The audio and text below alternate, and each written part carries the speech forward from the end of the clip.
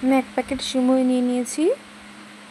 ওখান দিয়ে পুরোটা দেবো না, অল্প দেবো, কারণ আমার কাছে অল্প দুধ আছে। দুধটাই গরম বসিয়ে দিয়েছি। এবার 2টা এলাচ নিয়ে ভালো করে এলাচের দানাগুলোকে গুঁড়ো করে নিচ্ছি। তারপরে কয়েকটা কাজু কিশমিশটাকে মানে মাঝখান থেকে অর্ধেক অর্ধেক করে নেব। এবার আমি সিমুইটাকে দুধের মধ্যে দিয়ে দিচ্ছি। দুধটা ফুটে গেছে। এবারে কাজু আর কিশমিশটাকে আমি দিয়ে দেবো সিমুইয়ের মধ্যে। এবার আস্তে আস্তে একটুখানি হয়ে গেলেই আমার সিমুই হয়ে যাবে। এই যে আমার সিমুই হয়ে গেছে। আমার তো খুব ভালো লেগেছে খেতে। আপনারাও বানিয়ে খাবেন।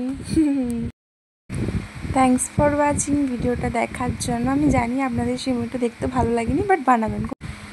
বাই বাই সবাইকে। বানাবেন কিন্তু খুব ভালো হয়েছিল খেতে। দেখতে এতটা ভালো লাগেনি কিন্তু